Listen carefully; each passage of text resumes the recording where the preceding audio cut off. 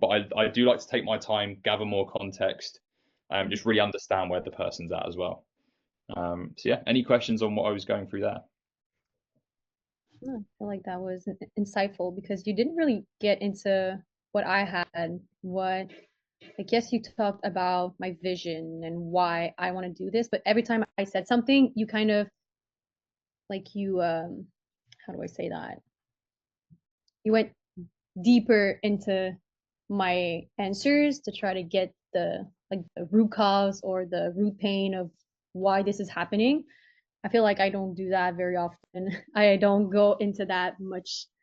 Like I talk a lot about what they have and what are their goals and why aren't they moving forward with that, and but I don't like take what they say and go deeper and deeper into that specific question. That's something that I don't think everyone does, but yeah, that's I think it's like, because at the end of the day, the way that I treat a set call is every person that I'm speaking to, I don't care about necessarily what they do or where they're looking to go, but it's why they're looking to do it.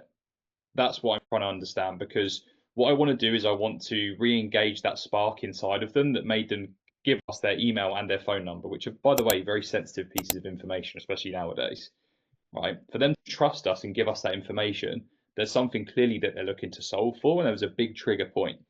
But in that call, that's what I'm looking to understand, right? So I'm always questioning about like their intentions behind things. For you, for example, you're a teacher. I wanted to cover about your context. It's been like 10 whole years you've been a teacher.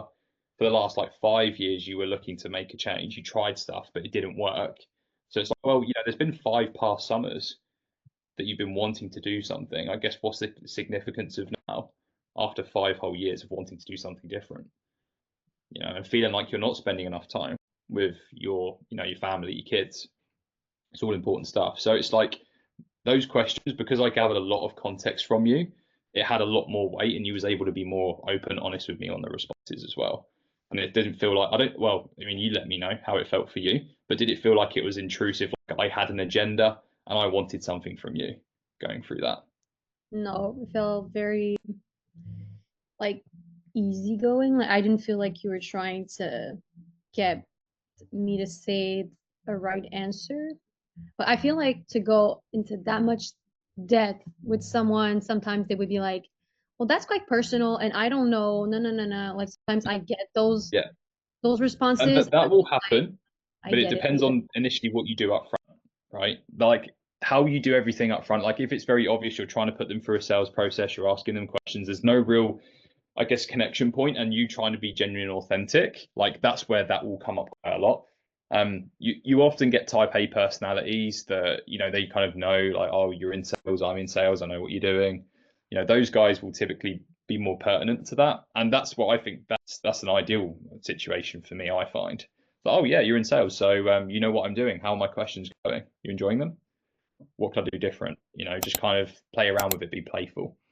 And that's really important as well. Is like it's playful energy at the same time. It's like we're going in depth. I care about you and I'm concerned.